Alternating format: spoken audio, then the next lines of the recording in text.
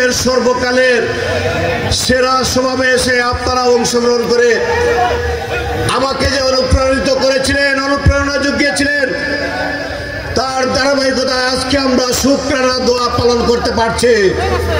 তার জন্য আমি বিয়ানীবাজারের সর্বস্তরের জনগণকে জানাই আমার সালাম, শুভেচ্ছা এবং ধন্যবাদ, অভিনন্দন। প্রিয় বিয়ানীবাজারবাসী, আজকে এই নমিনেশন প্রাপ্তিতে আমি প্রথমেই শুকরিয়া জ্ঞাপন করছি মহান রব্বুল আলামিনের কাছে, যিনি আমাকে তৌফিক দিয়েছেন, সাহায্য করেছেন আপনাদের সেবা করার জন্য, কাজ করার। আমি তার শুকরিয়া আদায় করছি।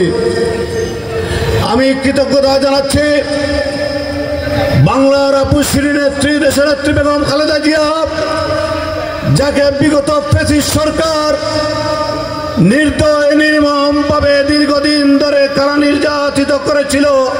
আমার সেই নেত্রী, আমাদের মা খ্যাত বেগম খালেদা জিয়ার প্রতি কৃতজ্ঞতা প্রকাশ করছি।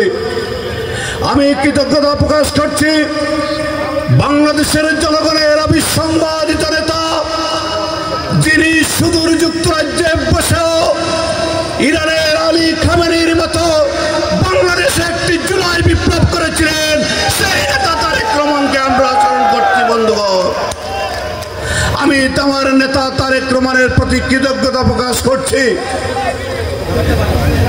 প্রিয় নেতৃবৃন্দ, প্রিয় বিয়ানীবাজারবাসী, আমাদের এই জার্নিতে, এই পদচারণায় অনেক প্রার্থী ছিলেন। আমরা একসাথে আমাদের প্রচারণা চালিয়েছি, আলাদা আলাদাভাবে চালিয়েছি। আমি সবাইকে সমানভাবে সম্মান করে, শ্রদ্ধা করে, সিলেটে একটা ইতিহাস রচিত হয়েছে। আমরা সকল প্রার্থী অত্যন্ত ভদ্র, নম্র এবং শালীনতার মধ্যে আমরা সেই প্রচারণা চালিয়েছি। আমি আমার সকল প্রার্থীর প্রতি আমি কৃতজ্ঞতা, ধন্যবাদ জানাচ্ছি। ইতিমধ্যে এই দল আমাকে নমিনেশন দিয়েছে। আমি সকল প্রার্থীর বাসায় গিয়েছি, তারা সবাই বলেছেন আমাকে সাহায্য করতে, এবং সাহায্য করছেন এবং করবেনও বলছেন।